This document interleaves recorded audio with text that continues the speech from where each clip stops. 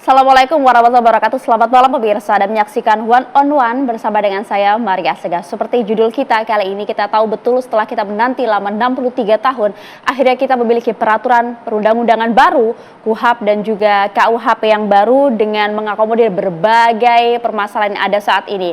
Tapi nampaknya meski kemudian KUHP dan juga KUHP telah mengemuka, namun di tengah upaya pembaruan regulasi ini, kritik justru juga beredar di masyarakat. Banyak yang kemudian juga menilai banyak celah-celah yang kemudian dinilai berpotensi multitafsir dan bahkan juga mengekang kebebasan sipil.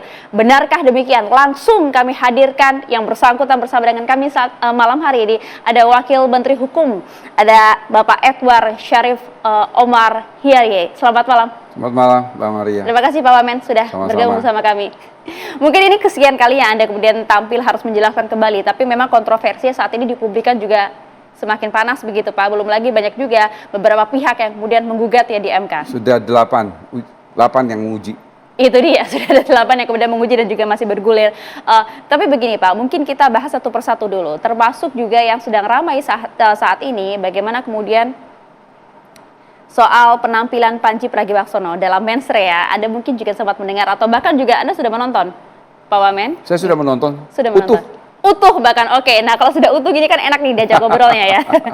Karena begini, ada beberapa hal, memang banyak sekali nama yang disebutkan di sana kan, tapi yang kemudian juga mengundang pertanyaan publik bagaimana kemudian dinilai menghina begitu ya, salah satunya wakil presiden kita, dan juga pasalnya dalam KUHP kan juga ada di sana kan, pasal penghinaan 218. Menyerang martabat dari presiden maupun wakil presiden. Tapi kalau menurut Anda dalam konteks itu termasuk dalam penghinaan atau tidak? Begini, penghinaan itu adalah subjektif delik. Apa artinya subjektif delik? Itu amat sangat pribadi. Sehingga memang kita tidak bisa memberikan suatu penilaian dalam pengertian jika yang disinggung, jika yang dihina, jika yang dijelekkan nama baiknya, merasa biasa-biasa saja, itu tidak akan menjadi peristiwa pidana. Jadi kembali lagi kepada beliau-beliau yang disebut di dalam acara Mensrea tersebut. Itu saja sebetulnya komentar saya. Kalau Pak Gibran kan menyampaikan nggak apa-apa, ya, namanya saya kira kritik biasa saja. Mas Wapres sudah berbicara seperti itu, sudah selesai berarti. Artinya apa yang disampaikan oleh Pandji itu tidak akan masuk kepada ranah pidana. Karena yang dihina dalam tanda petik merasa bahwa perkataan itu bukan suatu penghinaan. Jadi tidak menjadi soal. Karena itu sekali lagi itu adalah subjektif delik.